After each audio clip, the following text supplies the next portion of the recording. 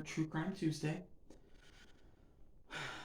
Today we are stepping back in time to January 10th of 2013 in Valdosta, Georgia. It's winter in southern Georgia, but not the kind of winter people imagine when they think of January unless they're already from the south. Down here, the cold doesn't gut punch you as much as it lingers, it settles into you. Kind of hangs out in the air like a damp sheet, soft around the edges, never fully committing. On January 10th, 2013, Valdosta wakes up under a pale, washed out sky. It's the kind that almost looks colorless, muted, and slightly moody. The air is cool. It's mid 40s in the morning, but by afternoon it creeps into the low 70s. That typical southern winter where you need a hoodie at sunrise and short sleeves by lunch. The trees are bare, but the grass is still stubbornly green in patches, holding on to the last memories of fall. There's a faint smell of pine everywhere. Valdosta always smells like pine, mixed with the distant sweetness of farmland and the quiet hum of Highway 41 cutting through the day. Valdosta, Georgia sits at the Florida-Georgia state line. Basically, it's about 90 minutes away from Jacksonville, Florida, and about the same distance from Tallahassee. Far enough from the bigger cities to have its own pace, but it's close enough that you don't feel trapped there. Traffic rolls slow, people move slow. It's a Thursday, the kind of day that just feels like it's just trying to get out of the way so that you can have your Friday and your weekend.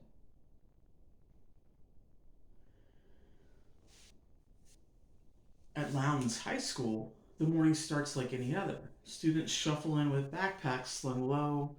Maybe their earbuds are in, their hoods and their hoodies are up, they're probably half awake. The hallway echoes with that familiar blend of noise, laughter, sneakers squeaking, lockers slamming. The first bell of the school day ringing, reminding you that ready or not, it was time to get to class.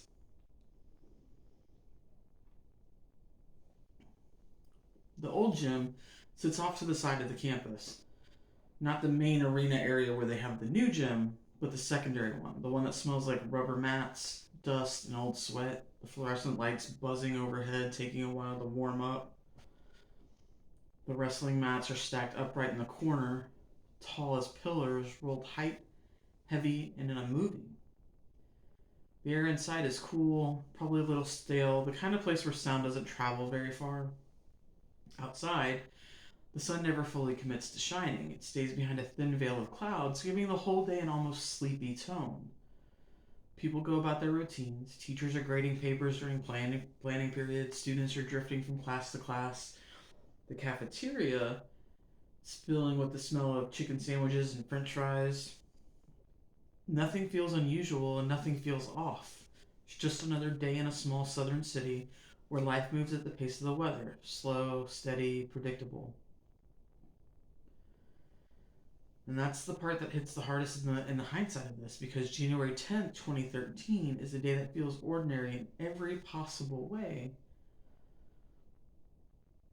Students and the faculty at this Valdosta High School had only been back from winter break for right at a week, still getting back into the routine, the schedule, the structure. The story we're going to talk about today.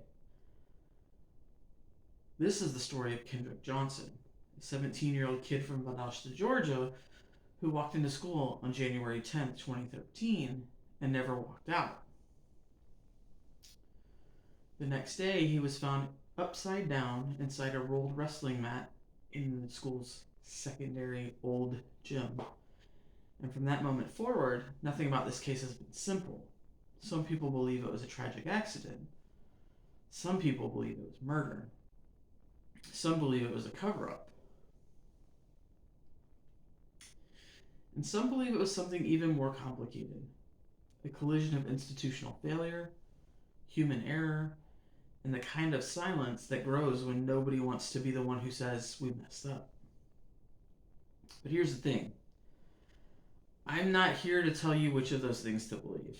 I'm here to walk you through what happened, what didn't happen, what was said and what wasn't said, and why this case still sits in America's consciousness like a bruise that never fully healed. Because this isn't just a story about a boy in a mat. It's a story about trust, about our institutions, and about the way truth gets handled when the truth is inconvenient. It's also about how a family's grief can collide with a system that wasn't built to handle ambiguity. So take a breath, settle in, and let's walk through this slowly, carefully, and with the respect the story deserves. Kendrick Johnson, KJ to his friends, was a quiet kid, athletic, funny. Uh, he was the kind of teenager who didn't cause trouble and didn't go looking for it. He played football, he ran track, he had dreams, plans, a future that he was actively building. That afternoon on January 10th, students were in and out of that old gym, the secondary one, where the wrestling mats were stored. Now, to kind of give you a little backstory on this, the old gym was unlocked and accessible to all the students. So they could go in and out basically as they pleased. There wasn't always a teacher in there. It wasn't locked. The new gym, when it wasn't being used for classes and such, it was locked, so students didn't have access to it. But back to these wrestling mats. I don't know if you've ever seen a wrestling mat, but they're big and they're very heavy. They're like real thick foam. And you can roll them up to store them, which is what they did because they take up so much space. Anyway, so they were kept like tucked away in a corner. Students said during police interviews that they stored their shoes behind them. It wasn't unusual because students were afraid that like lockers were getting broken into and shoes would go missing, so they would hide them like in between or maybe like under or inside of these wrestling mats so that their shoes didn't get stolen. At some point that day, Kendrick went into that gym. We don't know exactly why. We just know he walked in and he didn't walk out.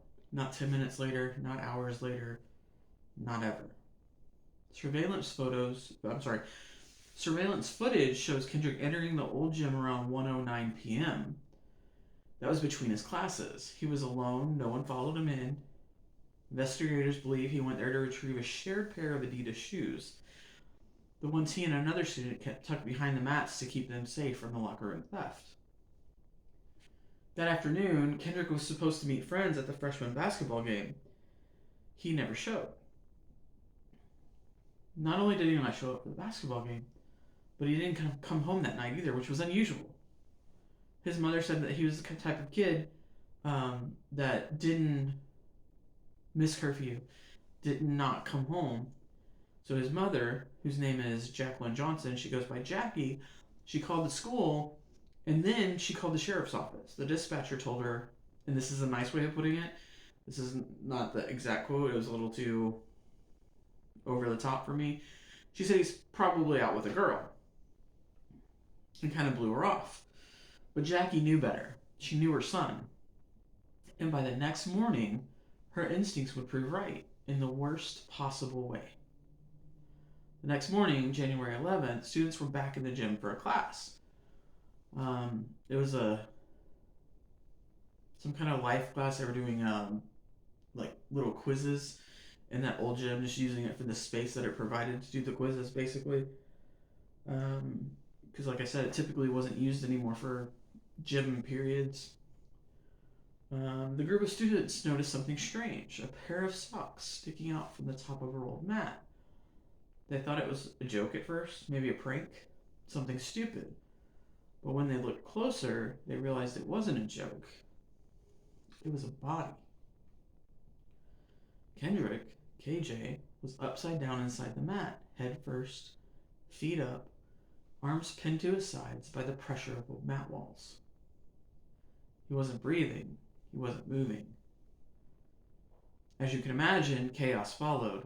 Teachers called 911, students were ushered out, administrators tried to secure the area, but the scene from the very beginning was compromised. People had walked through it. People touched things. People moved things. And that's the moment where the story splits into two different paths, the official path and the path the family believes. But before we get there, we need to understand what investigators said happened.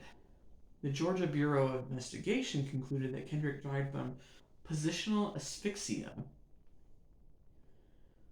All that boils down to is he got stuck upside down and couldn't breathe. Their theory went like this: Kendrick stored his shoes behind the mats. He climbed up on top of the mats to reach down into one. He slipped. He fell headfirst into the opening. The mat was too tight for him to move. He suffocated. Simple, tragic, accidental. That was the official narrative. But here's where things get complicated. The mats were tall, like over 6 feet tall. So if this 17-year-old kid, you could kind of see like a maybe 5 to 10-year-old kind of thinking like, oh, I'll just reach in. But the 17-year-old kid thinking that he would be able to reach in there and grab that shoe out doesn't quite line up. Also, the mat that Kendrick was found in had an opening of about 14 inches. Kendrick's shoulders measured 19 inches across, meaning he shouldn't have fit. Investigators said he could have squeezed his arm above his head, narrowing his profile. So instead of like this, you're like this. His family didn't buy that explanation. Then there were the shoes.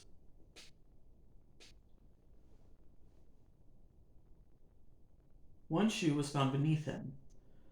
Another pair were found on the floor. Some were clean, some were bloody, some were out of place. Which kind of checks out when you think about the fact that, like, if he was sharing these shoes with this other student, these shoes strictly for gym, and maybe he had a gym class later in the day and he went into the old gym to get the shoes where they had designated for them to be, Kendrick takes off his other shoes to put on his gym shoes, right? So that's the 2 sets of shoes. But why were some bloody? Why were some clean? That's a different question altogether. And then there were the cameras. The high school had cameras in the gym, but the angles that would have shown Kendrick entering the mat area were blurry or were missing. Not broken, not deleted, just not pointed exactly where they needed to be. The school said the cameras weren't designed to capture every angle. The family said that was too convenient. And then there was the coroner. The coroner wasn't called to the scene for 6 hours. 6 hours. That's not normal. That's not procedure. That's not acceptable. Anytime you're made aware of a death on a scene, especially in Georgia from the research I did, like, the coroner is supposed to be called immediately. Like, instantaneously. There's no reason it should have taken them 6 hours to call the coroner. Maybe they thought somebody else did it. Whatever the case may be. The point is the coroner didn't get called for 6 hours. And by the time the coroner arrived, the body had been moved. And moved drastically. The reason that we don't typically know if KJ had done that reach thing when going in, or whether he was stuck in like full shoulder length, is because of how much the body was moved.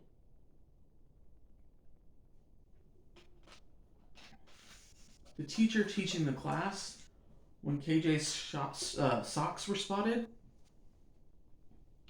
enlisted the help of 3 students along with his own strength to get the mat into a horizontal position and to try and pull KJ out of it. So the scene had been disrupted. It had been disturbed. Evidence had been compromised. The coroner later wrote that the investigation was conducted in a poor investigative climate. That's a polite way of him saying this was a total mess. And once an investigation starts messy, it rarely gets clean again. The family saw these mistakes as proof of a cover-up. Investigators saw them as unfortunate but not malicious. The real truth, is probably somewhere in the middle. But here's the thing. When institutions make mistakes, people lose trust. And once trust is gone, even the truth starts to look a little suspicious. The morning after Kendrick's body was found, the story was already written: accidental death, positional asphyxia, a tragic mishap. But beneath that official claim was a story that made the Johnsons doubt every word. 14 months earlier, Kendrick had fought with another student, Brian Bell, who was a football standout. They'd gotten a fight on a bus on the way to a game. The school treated it as a minor scuffle. Both boys were disciplined and moved on. Yet in Valdosta, people remembered. When Kendrick was found dead, that memory resurfaced. And the fact that Brian's father was a former FBI agent turned suspicion into mistrust. The Johnson believed that connection gave the Bells protection others wouldn't have. The Georgia Bureau of Investigation ruled the death accidental. So, background story on the whole Brian Bell fight. Why this wasn't just like, like teenage kids, they get hot-headed, especially boys, they get hot-headed, they lose their temper, they go to blows. This was a very personal fight. I'm not going to go into a whole lot of sordid details, but basically, Brian Bell had found out that KJ had an intimate relationship with Brian's girlfriend. So it wasn't just like somebody got hot-headed, said something stupid, and a punch was thrown. This was something that was deeply personal. So just to kind of understand like why it's such a controversial topic. So the Georgia Bureau of Investigation says, look, there's no reason to charge him. Brian Bell wasn't charged because there's teachers saying that, hey, he was on the other side of the campus, he was in my class, students saying the same thing. But the Johnsons, they didn't trust the system, and at this point you can't really, it's not too hard to understand why, given the fact that Corner wasn't caught for 6 hours, then all of a sudden there's this connection, this possible connection with this FBI agent, and they're just automatically saying, no, this was an accidental thing, nothing happened, nothing to see here, let's wrap it up and let's move on. So the Johnsons ordered a second autopsy. The second autopsy found blunt force trauma to the right side of Kendrick's neck. 2 autopsies, 2 totally different conclusions. The family's distrust of the system, already sharpened by the Bell connection, hardened into conviction. They believed the first autopsy had been rushed, the second ignored.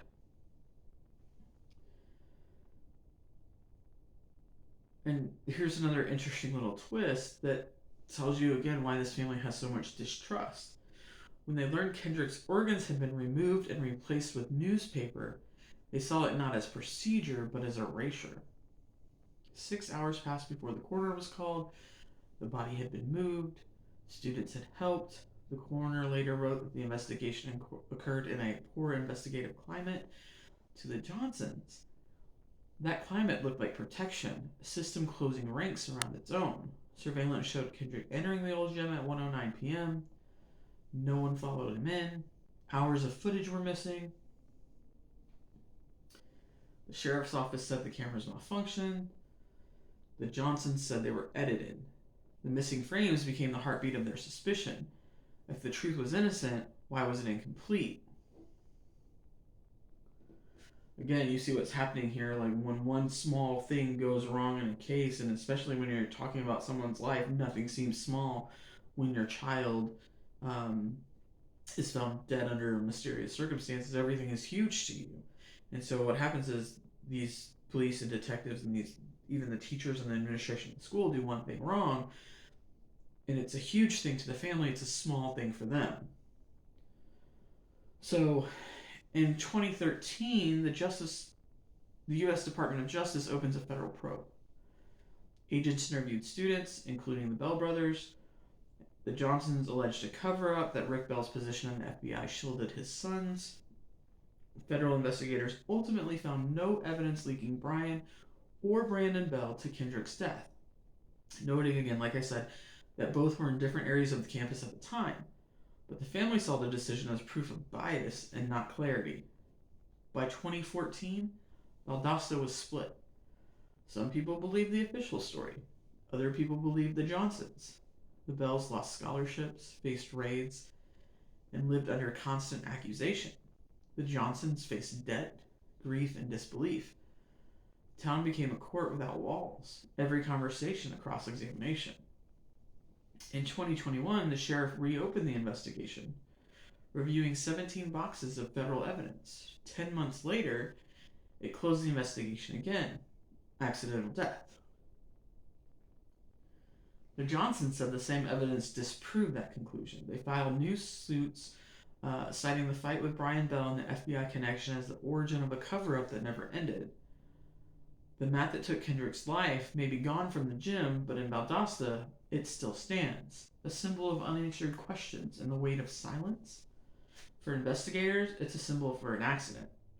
For the Johnsons, it's a symbol of injustice. Every crease holds a question.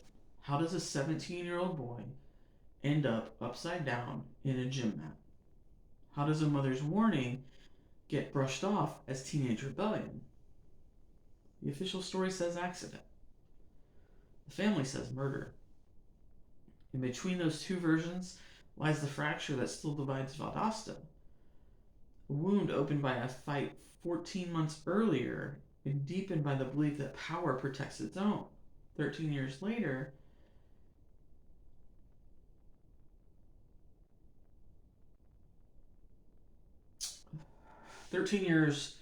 after Kendrick Johnson was found inside a rolled up mat at the high school, the sheriff's office posted a single statement: the Kendrick Johnson case remains active. Sheriff Ashley Bullock reaffirmed a $500,000 reward, his own money, not county money, not state money, not federal money, his own money, for anyone who could provide evidence leading to an arrest. It wasn't closure, it was a reopening. The post spread fast: Facebook shares, local radio, national headlines. For the Johnson family, it was proof that persistence matters. For Valdosta, it was a reminder that silence doesn't erase suspicion. Polk's team reviewed 17 boxes of federal evidence: interviews, autopsy reports, grand jury transcripts. His conclusion mirrored the original: no proof of foul play. But the reward stood, signaling something deeper. For some people, it was an acknowledgement that unanswered questions still exist. For other people, perhaps for the sheriff himself, it was a more saying, I stand so solidly in my conviction that this was an accident that I'll put my own money on it, that you cannot prove to me that something else happened here. The Johnsons saw that contradiction as validation. If the case were truly settled, why offer $500,000 for new information? Jackie and Kenneth Johnson have never stopped. They filed lawsuits, petitions, and appeals, some dismissed, some revived. In 2025, a Georgia appeals court ordered one of their civil rights suits to be reviewed again, citing inconsistencies between official reports and the family's evidence. They've stood outside courthouses with banners showing Kendrick's face, reminding the town that grief doesn't expire. Their message is simple: if you know something, say something. The $500,000 reward is more than money. It's a challenge to the community, to truth, to conscience. Sheriff Polk said anyone with credible information should come forward in person to the county sheriff's office or to their local law enforcement agency if they no longer lived in the county. The Johnsons say the reward is proof that the story isn't finished. Somewhere, someone knows something. The silence, they believe, is complicity. Now, for those of us who call ourselves center-driven, this case forces a reckoning. It's not about choosing sides: accidental or murder, official narrative or family narrative. It's about asking what truth looks like when institutions fail to agree. Being center-driven means holding space for complexity, acknowledging the evidence, the emotion, the human cost without collapsing into certainty. It means refusing to let outrage replace understanding, but also refusing to let procedure replace empathy. Kendrick's story reminds us that justice isn't a verdict, it's a process. And that process depends on people who keep asking questions long after the headlines fade. The mat is gone, the gym has been cleaned, the students have grown up, but the question remains: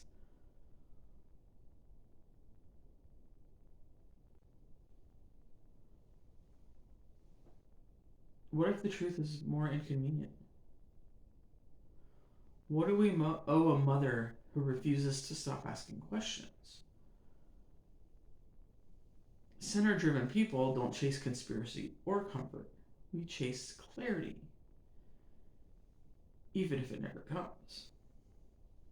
Kendrick Johnson's case teaches that silence is not neutrality, it's surrender. If the truth still hides somewhere in Valdosta, then the reward isn't just for information, it's for courage. 13 years later, the mat is gone, but the weight remains. Imagine 13 years later knowing what you've been living with for 13 years, information that you've had tucked away in your heart and your soul and your mind for 13 years. That's a lot of weight. The Johnsons still drive through town with Kendrick's face in their SUV. Constant reminder, 13 years later. We want to know what happened to our son. We want to know how this went down. Sheriff is still waiting for a call that might never come. And the rest of us, the listeners, the witnesses, uh, the center driven, we are left with the question that outlives every investigation: what will we do with the truth once we find it? What do we do? Hopefully, we can create change in our world with it. Um, Thank you for going through this Kendrick Johnson case with me. It's a very interesting case. It's definitely in the realm of true crime. It's a current case that's still, like I said, still active to this day. Um, if you have information regarding what happened to KJ, let a local law enforcement agency know. I can't imagine being a parent of a child who died in such a mysterious manner and wanting answers for that long. But thank you for sitting in the discomfort of it and the questions and the silence that still surrounds it. The story isn't just about families lost. It's about what happens when the truth becomes negotiable, when institutions protect themselves instead of the people they serve. And as center driven people, that's where we live, and the tension between empathy and evidence, between outrage and understanding. Tomorrow, I'm going to do a podcast and we're going to talk about limited hangouts, the art of partial truth, and America's complicated relationship with transparency. Because if Kendrick Johnson's case teaches us anything, it's that truth rarely arrives all at once. It comes in fragments. Sometimes it's designed to do so. And sometimes the hardest part isn't finding it, it's deciding what to do with it once we have it. If we have it all. I'm Cole, and this has been The Boy in the Map. Join me tomorrow as we keep asking the question that never gets old: what does it really mean to tell the truth in America? See you guys later.